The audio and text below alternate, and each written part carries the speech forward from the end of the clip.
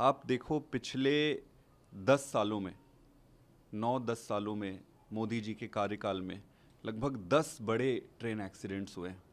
अगर इन बड़े एक्सीडेंट्स को अगर हटा भी दो तो पिछले 4 से 5 साल में लगभग 4 से 5 सालों में लगभग थाउजेंड्स डीरेलमेंट्स और ट्रेन एक्सीडेंट्स हुए हैं। छोटे छोटे छोटे बहुत सारे ट्रेन एक्सीडेंट्स हुए हैं।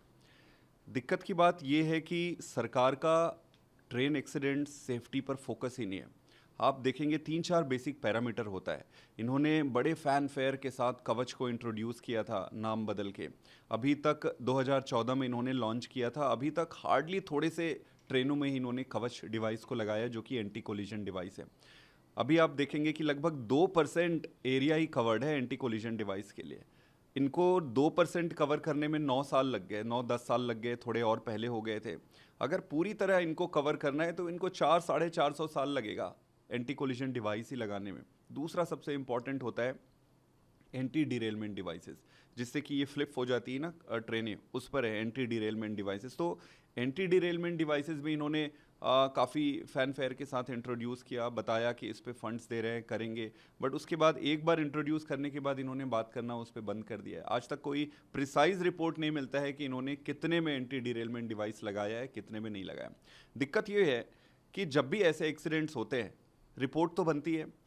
सीएजी के आप रिपोर्ट्स को जो लोगे तो वो ये कहता है कि छोटे छोटे जितने रिपोर्ट्स कॉन्स्टिट्यूट किए जाते हैं कमेटी ये पता लगाने के लिए कि क्यों एक्सीडेंट्स हुए, उसमें से लगभग 60% तो रिपोर्ट ही सबमिट नहीं होते, और जो 40% 30-40% सबमिट होते हैं वो बहुत डिलेड होते हैं, उसके बाद उनका रिलेवेंस खत्म हो जाता है।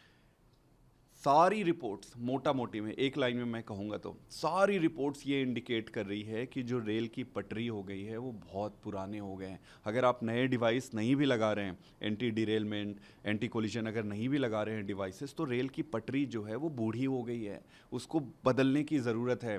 सरकार ने इसको बदलना तो दूर, इसके जो एलोकेटेड फंड्स थे वो रिड्यूस करते जा रहे हैं। और सबसे इंटरेस्टिंग चीज़ है, बड़ी डिस्टर्बिंग फैक्ट है, जो फंड्स एलोकेटेड है वो ठीक तरीके से खर्च भी नहीं कर पा रहे हैं ये।